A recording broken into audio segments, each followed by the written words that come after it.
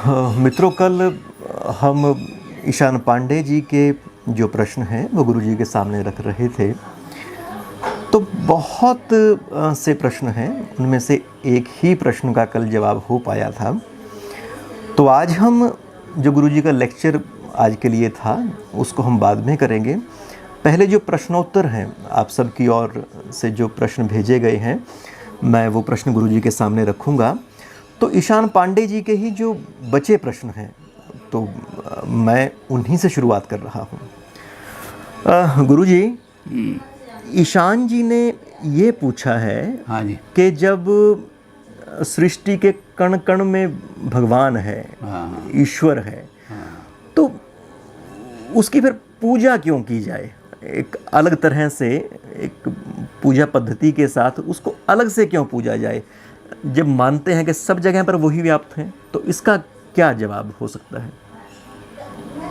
आपका प्रश्न जो है बहुत अच्छा है। इसके दो तरह के उत्तर हैं। एक तो जो भगवान बुद्ध ने जो उत्तर दिया था, भगवान बुद्ध ने 6 प्रश्न ऐसे रखे थे जिनको अव्याकृत कहा जाता है। अव्याकृत का मतलब है कि ना उनका आज तक कोई जवाब मिला है और ना आगे जवाब मिलने की आशा है। इसलिए इस मेटाफिजिक्स के जंगल को मैं वक्त ख़राब करने की बजाय इसको छोड़ ही देना चाहिए ऐसे प्रश्नों को। मान लो मैं प्रश्न करूं कि मेरा छोटा भाई 120 की स्पीड से गाड़ी चलाता है, तो बताओ मेरी आयु क्या है? तो इस प्रश्न का उत्तर खोजने के लिए आपको 1000 साल लग जाए तब भी उत्तर नहीं मिलेगा। तो बुद्ध तो कहते हैं कि ऐसे प्रश्न जो हैं, ऐसे प्रश्नों का उत्तर अभी तक मिला भी नहीं है और मिलेगा भी नहीं आगे। लेकिन हमारे वेदांतियों ने इसको, इनके ऐसे प्रश्नों के भी उत्तर दिए हैं, इनको अव्याकृत नहीं माना। अब आपका प्रश्न ये है कि जो भगवान जो कण कण में व्याप्त है, हम उसकी पूजा क्यों करें? पूजा कौन करेगा? जो पूजा करने वाला है उसमें भी भगवान व्याप्त है, और जो कण है उसमें भी भगवान व्याप्त है। तो भगवान की पूजा कैसे करेगा? तो इसलिए जो भगवान को कण कण में व्याप्त मानते हैं, वो पुजारी कोई मानते ही नहीं, कोई पुजारी है ही नहीं, वो पुजारी में भी भगवान व्याप्त है। तो पूजा कौन करेगा? पूजा भी भगवान करेगा। तो भगवान की पूजा नहीं करता। जब शिष्य जो हैं अपने याज्ञवल्क्य जी के पास गए, तो उन्होंने याज्ञवल्क्य जी से कहा कि हमें ऐसा ज्ञान दो, by knowing which nothing remains to be known. ऐसा ज्ञान दे दो जिसको प्राप्त करने के बाद फिर अन्य ज्ञान की आवश्यकता नहीं पड़ती। तो उन्होंने तुरंत कहा तत्त्वमसि। अपने आप को जान ले, ये ब्रह्म को जान लेगा, सारे में व्याप्त है, तेरे अंदर भी व्याप्त है, तू भी वही है। तत्त्वमसि, तू वही तो है जो सारे जगत में व्याप्त है। तो तू अपने आप को देख के तू ही तो व्याप्त है सारे जगत में, तू भी तो ब्रह्म है। तो फिर पूजा का प्रश्न ही नहीं उठेगा। तो ये जो प्रश्न है, इसका हमारे यहाँ उत्तर दिया है कि अपने आप को जानो तो आपको पता लग जाएगा कि परम सत्य क्या है, फिर उसको पूजा करने की आवश्यकता नहीं पड़ेगी। क्योंकि जब पूजा करेंगे तो 2 चीज़ें हो जाएंगी, पूजा करने वाला और पूज्य, द्वैत हो जाएगा। जो आई है यानी मैं है या आत्मा है, वो ज्ञाता है, वो ज्ञेय नहीं बन सकता। अगर आप में 2 चीज़ें ले आओगे कि पूजा करने वाला और मैं इसके प्रकृति में व्याप्त है, इसकी कैसे पूजा करूं, तो आपने पहले द्वैत मान लिया कि मेरे अंदर भगवान नहीं है, मेरे अंदर वो व्याप्त नहीं है। और अगर अभी आप मानते हो सब जगह व्याप्त है तो तुम्हारे अंदर भी व्याप्त है, तो अपने आप को जान लो। तो ये जो है पूजा का मार्ग नहीं है, ये ज्ञान का मार्ग है। इसमें पूजा की आवश्यकता नहीं पड़ती, इसमें ज्ञान की आवश्यकता पड़ता है। जब हमने अपने आप को जान लिया तो हमें पता लग गया कि हम ही तो सारी जगह, हम ही तो ब्रह्म है, हम ही तो सभी जगह व्याप्त हैं। मेरी आत्मा सारे विश्व में व्याप्त है। तो किसकी पूजा करूं और कौन पूजा करेगा? तो ये पूजा का विषय नहीं है जी। अब शंकराचार्य ने कहा कि जब ये ब्रह्म जो सब जगह व्याप्त है पूजा का विषय नहीं, तो फिर आम आदमी क्या करेगा जी? तो उन्होंने कहा कि फिर आम आदमी के लिए होगा कि आम आदमी उसको देखेगा, वो ज्ञान की दृष्टि से, जो ज्ञान की दृष्टि है, वेदांत की दृष्टि है, ब्रह्मसूत्र की दृष्टि से, उससे हर एक आदमी नहीं देख सकता। वो उसको देखेगा श्रद्धा की दृष्टि से, और जब वो श्रद्धा की दृष्टि आएगी तो गुणातीत नहीं रहेगा भगवान, फिर गुणों में आ जाएगा। क्योंकि हम अपने आप को गुणों का बना हुआ मान रहे हैं, और हम अपने आप को ब्रह्म से अलग मान करके कोई पुजारी मान रहे हैं, तो फिर हम उस गुण में आ जाएंगे। तो 3 गुण जो हैं हमारे, हम उन तीनों से बने हुए आप बन जाएंगे। और जब उन 3 गुणों से बन जाएंगे तो उसी रूप में हम देखेंगे उस ब्रह्म को। जब हम सतोगुण के माध्यम से देखेंगे तो हमें ब्रह्म नहीं दिखाई देगा, ब्रह्मा दिखाई देगा, जो जगत का क्रिएटर है। फिर हम उसको जब रजोगुण के रूप से देखेंगे तो इस जगत का चलाने वाला, जो सारे जगत को चला रहा है, एक्टिविटी सारी जगत में पैदा कर रहा है, वो विष्णु बन जाएगा हमारे सामने। और जब हम इसको तमोगुण के रूप से देखेंगे तो समस्त जगत का पटाक्षेप करने वाला, पटाक्षेप करके सारी दुनिया को ख़त्म करने वाला, यानी संहार शक्ति शिव बन जाएगा। और जब वो गुणों के अंदर आ जाएगा तब हम कहेंगे कि हम गुणों के लिहाज से उससे अलग हैं, जो अलग हैं हम पूजा, तो हम फिर इस रूप में उनकी पूजा करेंगे। प्रभु व्यापक सर्वत्र समाना, प्रेम से प्रकट होए मैं जाना। जब तक प्रेम नहीं होता, ज्ञान ही ज्ञान होता है, तब तक तो मैं भी ब्रह्म हूँ, मैं अपने आप को जान रहा हूँ। वो ईश्वर मेरे अंदर ही भी तो व्याप्त है, मैं किसकी पूजा, वो अलग थोड़ी है मुझसे जिसकी मैं पूजा करूँ। मैं ही हूँ, तो वही मैं ही तो ब्रह्म हूँ जो सारे जगत में व्याप रहा हूँ।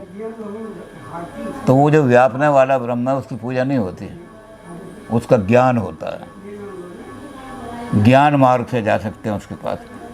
और पूजा के लिए फिर उसको बनाना पड़ता है गुणों से संपन्न। जब प्रेम उसके ऊपर आरोपित करेंगे हम, तो गुणों से संपन्न हो जाएगा वो। और जब गुणों से संपन्न हो जाएगा तो हम उसकी जिस रूप में हमारे अंदर सतोगुण ज़्यादा है तो हम सरस्वती की पूजा करेंगे, हमारे अंदर रजोगुण ज़्यादा है तो हम विष्णु की पूजा करेंगे, हमारे अंदर तमोगुण ज़्यादा है तो हम शंकर की पूजा करेंगे। तो फिर वो उसमें सगुण होकर के फिर वो जगह जगत में व्याप्त नहीं रहेगा, बल्कि सुकड़ जाएगा।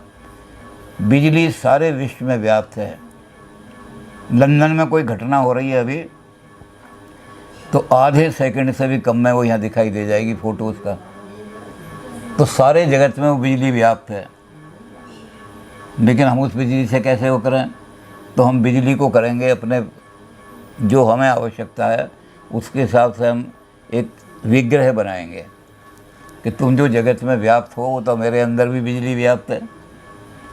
जो बिजली है वो मेरे अंदर भी व्याप्त है। बिजली सब जानते हैं इस बात को कि इस शरीर में भी बिजली के कण व्याप्त हैं और बिजली की करंट व्याप्त है, और वो बिजली वही है जो आकाश वाली बिजली है।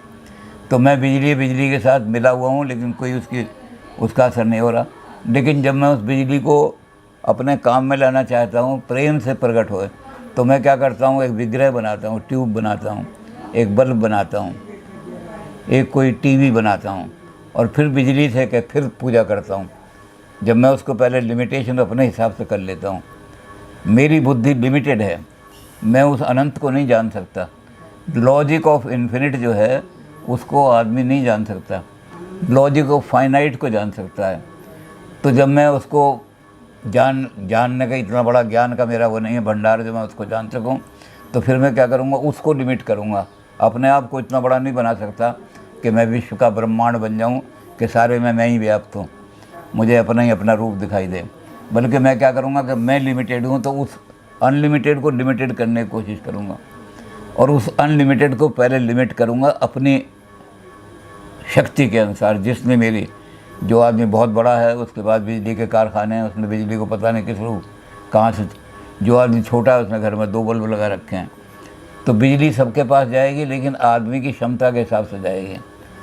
तो जब हम अपने आप को उस ब्रह्म को जानना चाहेंगे तो ज्ञात तो हम कहेंगे अपने को जान लो, तुम ब्रह्म ही तो हो।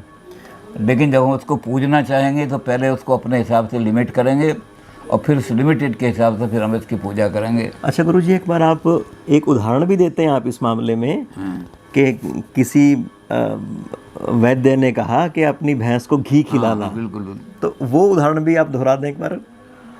ये निर्गुण ब्रह्म जो है, जो सारे में व्याप्त है, इस ब्रह्म को प्रकट करना पड़ता है संसार के कल्याण के लिए। एक ऐसा उदाहरण दिया जाता है हमारे यहाँ पुराणों में, बड़ी कथाएं हैं ऐसी। तो कैसे कथा आती है कि एक आदमी वैद्य के पास गया कि वैद्य जी मेरी गाय बहुत बीमार हो गई है, उसको इतने लूज मोशन हो रहे हैं कि रुक नहीं पा रहे और दर्द से तड़प रही है वो। तो वैद्य ने कहा तुम ऐसा करो कि 20 काली मिर्चें ले जाओ और उनको रगड़ो और मक्खन में मिला के उसके अंदर एक पाव में 250 ग्राम मक्खन मिलाना और दिन में 2 बार उसको पिला देना। 2 दिन 3 मिनट ठीक हो जाएगी, वो तड़पना उसका बंद हो जाएगा। तो वो घर आया, आकर के उसने कहा कि गाय के अंदर तो कण कण में मक्खन व्याप्त है, दूध व्याप्त है, सारे इसके शरीर में से निकल रहा है, तो मक्खन तो इसके कण कण में व्याप्त है, उसको इतनी मेहनत से क्या करना है कि उसको निकालें हम। उसके लिए तो परिश्रम करना पड़ेगा, उसको लिमिट करना पड़ेगा, गाय का दूध निकाल कर लिमिटेशन लगानी पड़ेगी, क्योंकि सारे शरीर में कितना मक्खन व्याप्त है पता नहीं मुझे। तो कहते उसने क्या काम किया कि 20 काली मिर्चें जो थी वो पीस करके गाय को खिला दी। मक्खन तो इसके अंदर व्याप्त है ही, कोई बात नहीं। तो उससे गाय के अंदर इतनी गर्मी बढ़ गई कि लूज मोशन में खून आने लगा और 3 दिन बाद वो गाय मर गई। तो वैद्य के पास गया, उसने कहा वैद्य जी मेरी गाय तो मर गई, आपने जो दवा बताई थी। उन्होंने कहा नहीं मर तो नहीं सकती, ये हो सकता है 2 दिन में और पिलाना पड़े। तो कहने लगा मैंने किस तरह पिलाई थी? उसने कहा अरे मूर्ख, जो सब जगह मक्खन व्याप्त है उसको पहले प्रकट कराना था। जब तक वो प्रकट नहीं होगा मक्खन, वो लोक कल्याण नहीं कर सकता, उसके शरीर में व्याप्त है। तो लोक कल्याण के लिए, इस लोक के लिए उस ब्रह्म को सीमित करना पड़ता है, जब ये पूजा के योग्य बनता है। और नहीं तो असीम जो है वो तो ज्ञान का विषय है, वो मेरे अंदर भी वही व्याप्त है, तो मैं अपने अंदर देख लूँ तब मुझे पता लगा कि मैं ही तो हूँ जो सारे जगत में व्याप्त हूँ, पूजा किसकी करूँगा। तो ईशान जी, जैसा कि मैं तो संतुष्ट हो पा रहा हूँ गुरुजी की इस बात से, जवाब से, आशा है कि आप भी और हमारे जो बाकी के दोस्त हैं इस तरह के जो प्रश्न अपने अंदर रखते होंगे, जिज्ञासा रखते होंगे, उनको भी इससे मदद मिलेगी।